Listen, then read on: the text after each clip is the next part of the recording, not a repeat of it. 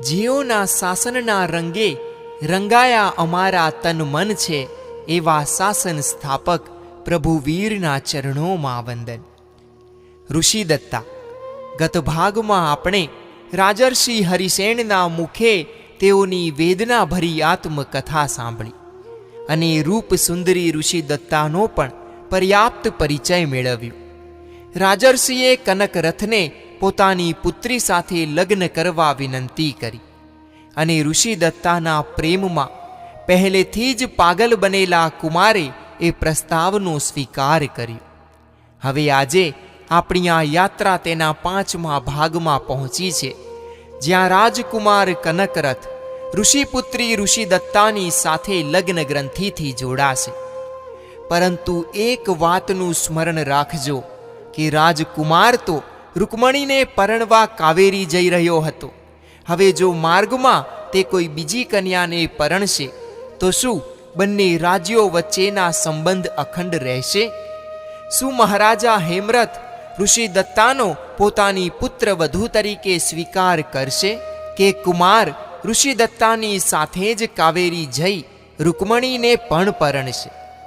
As always સવાલ ઘણા, પરંતુ આગળ જઈએ હમણાં. તો પધારો પુણ્યશાળી. પાપણે બાંધ્યું પાણિયારુના આ 5મા ભાગમાં ટીમ મોટિવેશનલ પંથ આપ સર્વેનું હૃદયસ્થ સ્વાગત કરે છે.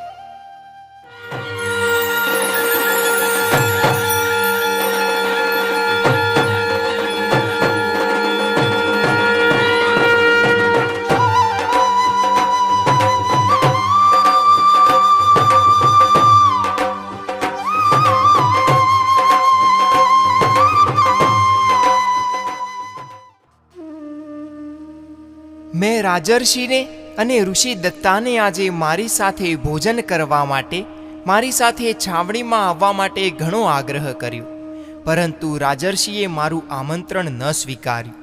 તેમણે મને કહ્યું, કુમાર, તારું ઔચિત્ય તારા શ્રેષ્ઠ કુળની મર્યાદા સૂચવે છે, પરંતુ અમે અત્યારે આશ્રમવાસી છીએ. ઋષિ મુનિને તો જંગલના ફળ વગેરેનો જ આહાર કરવાનો હોય. અમે અમારી મર્યાદામાં જીવીએ એ જ ઉચિત કહેવાય. ઋષિદત્તાના મુખ પર અપાર પ્રસન્નતા છવાઈ ગઈ હતી. શરમથી એ મારી સામે જોઈ શકતી ન હતી. તેના કોમળ શરીરે રોમરાજી વિકસ્વર થઈ ગઈ હતી. તે મૌન હતી, છતાં પણ એ બોલતી મને સંભળાતી હતી. રાજર્ષિએ ઋષિદત્તાને કહ્યું, બેટી, આપણા આહારની તૈયારી કરો. ઋષિદત્તા મારી તરફ સ્નેહભીની દ્રષ્ટિ ફેંકતી, મુખ પર સ્મિત ફરકાવતી ત્યાંથી ચાલી ગઈ. હું પણ ભોજન માટે મારી છાવણીમાં ચાલ્યો ગયો. મારા મિત્ર રાજકુમારો મારી રાહ જોતા બેઠા હતા. તેઓ વનકન્યા અંગે જાણવા ખૂબ જ આતુર હતા. જે રાજપુરુષોએ ગઈકાલે એ વનકન્યાને જોઈ હતી અને મને આ પ્રદેશમાં લઈ આવેલા, તેઓ પણ શું બન્યું તે જાણવા ખૂબ આતુર હતા. મેં મારા શ્વેત વસ્ત્રોના બનાવેલા સુંદર આવાસમાં જઈને મારા મિત્રોને કહ્યું, પહેલાં આપણે ભોજન કરી લઈએ, પછી તમને હું બધી જ વાત કરું છું. સતમ વિહાય ભોક્તવ્યમ. 100 કામ છોડીને પહેલું કામ ભોજનનું કરવું જોઈએ. હું ખૂબ પ્રફુલ્લિત હતો. પેટમાં ભૂખ હતી, છતાં પણ મારા તન અને મન ખૂબ ઉલ્લસિત હતા. અમે મિત્રોએ સાથે બેસીને આનંદથી ભોજન કર્યું. ભોજનની જ જગ્યાએ બેસીને મેં મિત્રોને રાજર્ષિના આશ્રમમાં બનેલી એ સર્વ વાતો ખૂબ રસથી કહી સંભળાવી. પેલા મારા રાજપુરુષો પણ આવીને ત્યાં સાંભળવા બેસી ગયા. સહુને મારી વાત સાંભળીને અત્યંત હર્ષ થયો. ઋષિદત્તા સાથે લગ્ન કરવાનું મેં સ્વીકાર્યાની વાતથી સહુના ચિત્ત આનંદિત થઈ ગયા. મિત્રોએ કહ્યું, કનક, સારા મુહૂર્તે ઋષિદત્તા સાથે લગ્ન કરી જ લે. પિતાજીએ રાજપુરોહિતને મારી સાથે મોકલેલા જ હતા. મિત્રોએ રાજપુરોહિતને બોલાવ્યા. રાજપુરોહિતે આવીને મને પ્રણામ કર્યા અને તેમને બોલાવવાનું પ્રયોજન પૂછ્યું. મિત્રોએ તેમને સઘળી વાત કહી સંભળાવી. રાજપુરોહિતે વાત સાંભળી આંખો બંધ કરી અને ધ્યાનમાં ડૂબી ગયા. થોડી ક્ષણો પછી આંખો ખોલીને તેમણે મારી સામે જોયું અને કહ્યું, કુમાર, થોડા દિવસ અહીં રોકાવું પડશે. 5 દિવસ પછી સારું મુહૂર્ત આવે છે. અમે ત્યાં જ રોકાવાનો નિર્ણય કર્યો. પાસેના નગરમાંથી આવશ્યક ખાદ્ય સામગ્રી મંગાવી લીધી. સૈન્યને જણાવી દીધું કે આ પ્રદેશમાં થોડા દિવસ વધુ રોકાવાનું છે. જો કે છાવણીમાં દરેકને ખબર તો પડી જ ગઈ હતી કે રાજર્ષિ હરિસેનની પુત્રી ઋષિદત્તા સાથે મારા લગ્ન થવાના છે. સહુની અવરજવર આશ્રમમાં થઈ ગઈ હતી. પરમાત્મા ઋષભદેવના મંદિરમાં સવાર સાંજ સહુ દર્શન કરવા જતા આવતા હતા અને સાથે સાથે રાજર્ષિના ચરણે વંદન પણ કરી આવતા. સહુએ ઋષિદત્તાને જોઈ અને સહુના મન રાજી થયા. આપણા રાજકુમારને સુયોગ્ય જ આ ઋષિ કન્યા છે. આવું અદ્ભુત રૂપ તો આપણે ક્યાંય જોયું નથી. ખરેખર કુમાર ભાગ્યશાળી છે. છાવણીમાં આવી વાતો થતી રહી અને એ વાતો મારા કાને અથડાતી રહી. મારું મન હર્ષ વિભોર બની ગયું. હું પ્રતિદિન પરમાત્માનું ભાવપૂર્વક પૂજન કરતો હતો. રાજર્ષિની પાસે બેસી એમના મુખે ધર્મ તત્વોની વાતો સાંભળતો હતો. ઋષિદત્તાના જીવનમાં આ બધું પહેલું વહેલું હતું. આ બધા જ માણસોને તે પહેલ વહેલી જ જોતી હતી. તેના મુખ ઉપર કુતૂહલ, આશ્ચર્ય અને અદ્ભુતતાના ભાવો ઉભરાતા હતા. અને ત્યાં જ લગ્નનો શુભ દિવસ ઉગ્યો. રાજપુરુષોએ આશ્રમને શણગારી દીધો હતો. ઋષભ પ્રાસાદને પણ શણગારી દીધો હતો. રૂકમણી માટે લીધેલા એ મૂલ્યવાન વસ્ત્રો અને સુંદર અલંકારોથી ઋષિદત્તાને શણગારવામાં આવી હતી. એને તો મેં પોતે જ સજાવી હતી. ત્યાં એને સજાવનાર બીજું કોણ હતું? રાજપુરોહિતે લગ્નના વિધિ વિધાનોની સંપૂર્ણ તૈયારીઓ કરી દીધી હતી. વાદ્યોના સૂરો એ વન પ્રદેશમાં પ્રસરી રહ્યા હતા. ઘણા વન્ય પશુઓ પણ ત્યાં દોડી આવ્યા હતા. રાજર્ષિ હરિસેનના મુખ ઉપર સ્વસ્થતા હતી, ગંભીરતા હતી. પ્રશસ્ત લગ્ન સમયે અમારો હસ્ત મેળાપ થયો. હું ઋષિદત્તા સાથે લગ્ન ગ્રંથિથી જોડાઈ ગયો. મેં વિધિપૂર્વક ઋષિદત્તાને મારી પત્ની તરીકે સ્વીકારી લીધી અને રાજર્ષિએ અમને બંનેને પોતાના અંતરના આશીર્વાદ આપ્યા. લગ્નવિધિ સંપૂર્ણ થઈ ગયા પછી રાજર્ષિ તેમના નિવાસમાં ગયા અને અમને તેમની પાછળ પાછળ આવવાનો ઇશારો કરતા ગયા. અમે બંને તેમની પાછળ એમના આવાસમાં ગયા અને વિનયપૂર્વક એમના ચરણોમાં બેઠા. થોડી ક્ષણોએ આંખો બંધ કરીને મૌન બેસી રહ્યા, પરંતુ થોડી ક્ષણો પછી તેમણે મારી સામે જોયું. તેઓ મને કંઈક કહેવા ઈચ્છતા હતા. મેં મૌનને તોડ્યું અને કહ્યું, હે તાતતુલ્ય રાજર્ષિ, કોઈ પણ સંકોચ રાખ્યા વિના આપને જે કાંઈ પણ કહેવું હોય તે કહેવાની કૃપા કરો. કુમાર, ઋષિદત્તા હવે તમને સોંપી છે. હવે તમે અહીંથી જવાનું પણ વિચારશો, પરંતુ મારી ઈચ્છા એવી છે કે તમે થોડા વધુ દિવસ અહીં રોકાઓ. રાજર્ષિનો સ્વર ભીનો થઈ ગયો હતો. તેમની ઊંડી ઉતરી ગયેલી આંખો પણ ભીની બની હતી. તેઓ ઋષિદત્તાની સામે જોઈ રહ્યા હતા. ઋષિદત્તાની આંખોમાંથી જમીન ઉપર આંસુડા ટપકી રહ્યા હતા. 20 વર્ષથી સતત વાત્સલ્ય ભર્યા પિતાના ઉત્સંગમાં ઉછરીને મોટી થયેલી ઋષિદત્તાને હવે પિતાને છોડીને એક અજાણ્યા પુરુષ સાથે અજાણ્યા નગરમાં મારે જવું પડશે. હવે પિતાના દર્શન ક્યારે થશે? આ વિચાર આવી જાય અને તેને વિહવળ બનાવી દે એ વાત સ્વાભાવિક હતી.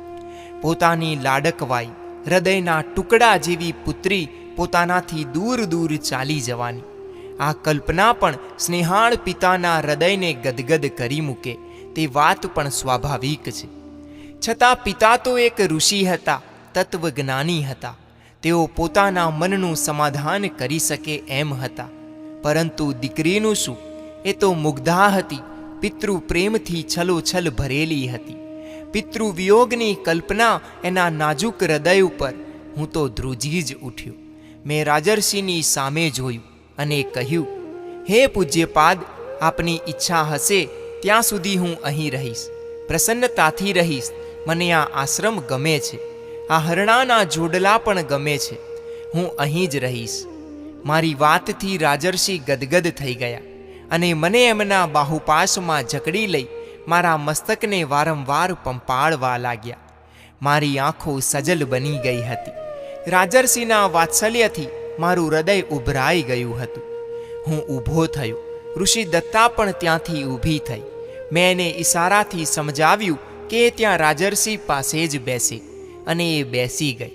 હું આવાસની બહાર આવ્યો. આશ્રમના ઉદ્યાનમાં મારા મિત્ર રાજકુમારો આનંદથી ફરી રહ્યા હતા. હું એમની પાસે ગયો. મેં તેમને કહ્યું, મિત્રો, મારે અહીં થોડા વધુ દિવસ રોકાવું પડશે. રાજર્ષિની ઈચ્છા એવી છે, એટલે જો તમારે તમારા નગરે જવું હોય તો તમે ખુશીથી જાઓ. તો શું આપણે કાવેરી નગરી નથી જવાનું? રૂકમણી સાથે પાણી ગ્રહણ નથી કરવાનું? સાચું કહું, આ વાત તો મેં વિચારી જ ન હતી. ઋષિ દત્તાને જે દિવસે જોઈ હતી ત્યારથી માંડીને આજ સુધીમાં રૂકમણીનો વિચાર જ મને નથી આવ્યો. મિત્રનો પ્રશ્ન સાંભળીને હું વિચારમાં પડી ગયો, પરંતુ થોડી જ ક્ષણોમાં મેં નિર્ણયાત્મક જવાબ આપ્યો કે ના, હવે આપણે કાવેરી નથી જવું. રૂકમણી સાથે પાણી ગ્રહણ નથી કરવું. અહીંથી જ આપણે પાછા ફરીશું. એમ કરવાથી મહારાજા હેમરથ નારાજ નહીં થાય? મારા એક મિત્રએ મને ભય સ્થાન બતાવ્યું. મારી કલ્પનામાં પિતાજી આવી ગયા. મારા મનમાં લાગ્યું કે પિતાજી નારાજ નહીં થાય. મેં મિત્રોને કહ્યું કે પિતાજી શા માટે નારાજ થાય? હું તેઓને સમજાવીશ, સમજાવવાનો પ્રયત્ન કરીશ. પેલી રૂકમણીનું શું થશે? એની જે પણ ઈચ્છા હોય તે મુજબ તે કરે. હું હવે બીજું લગ્ન નહીં કરી શકું. મેં દ્રઢતાપૂર્વક મારો નિર્ણય જણાવ્યો, અને હું ઋષિદત્તા સિવાય હવે બીજી સ્ત્રીની કલ્પના પણ કરી શકું એમ ન હતો. તો પછી અહીં કેટલો સમય રોકાવાનું થશે? કંઈ જ નક્કી નથી.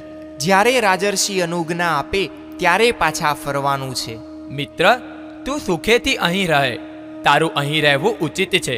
જો અમારું કોઈ પ્રયોજન ન હોય તો અમે અમારા નગરે જઈએ. મેં તેઓને પ્રસન્ન ચિત્તે વિદાય આપી.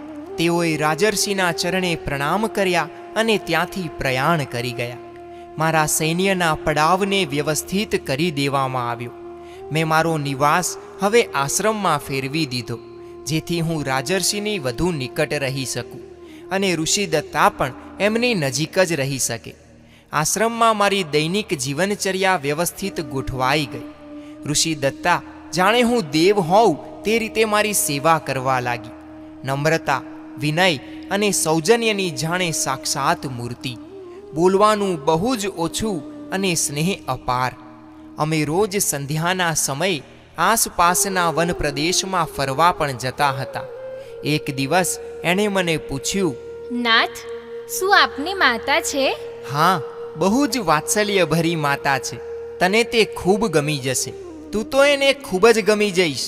મારી વાત સાંભળીને એ ઊંડા વિચારમાં ડૂબી ગઈ. મને યાદ આવી હવે રાજર્ષિની વાત કે કુમાર રાણી પ્રીતિમતી પુત્રીને જન્મ આપ્યા પછી તુરત જ મૃત્યુ પામી હતી. ઋષિદત્તાએ એની માતાને જોઈ જ ન હતી. માતાનું સુખ મેળવ્યું જ ન હતું.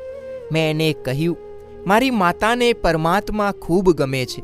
ઋષિ મુનિઓ પ્રત્યે ખૂબ શ્રદ્ધા છે, ખૂબ ધાર્મિક વૃત્તિની છે, અને મારા ઉપર મારી માતાને ખૂબ પ્રેમ છે. તો મને ખૂબ ગમશે તમારી માતા. એણે મારી સામે એવી દ્રષ્ટિથી જોયું. મેં એની આંખોમાં પરમ સંતોષ જોયો. બીજી એક વાત પૂછું? નારાજ નહીં થાઓ ને? નારાજ અને તારાથી ક્યારેય નહીં. એણે મારી સામે જોયું, મારી આંખો વાંચી અને પછી બોલી, તમારા પરિવારમાં માંસાહાર તો નથી થતો ને? તારો ભય અસ્થાને છે. રાજ પરિવારોમાં લગભગ માંસાહાર થતો જ હોય છે, પરંતુ અમારા પરિવારમાં માંસાહાર વર્જિત છે, કારણ કે અમે પણ પરમાત્મા ઋષભદેવના નિર્ગ્રંથ પ્રવચનને માનીએ છીએ. અહિંસા ધર્મ પ્રત્યે અમારા પરિવારની શ્રદ્ધા છે. તો બહુ સારું. તેના મુખ ઉપર આનંદ છવાઈ ગયો અને તે બોલી, તમે બહુ સારા છો. મને ખૂબ ગમો છો. તેણે મારો હાથ પકડી લીધો, જાણે કે સાચો હસ્ત મેળાપ એ જ વખતે થયો. જાણે કે એને મનગમતું બધું જ મળી ગયું. પણ તને મહેલમાં રહેવું ગમશે ઋષિદત્તા? મેં એની આંખોમાં આંખો પરોવીને એને પૂછી લીધું. કેમ નહીં ફાવે?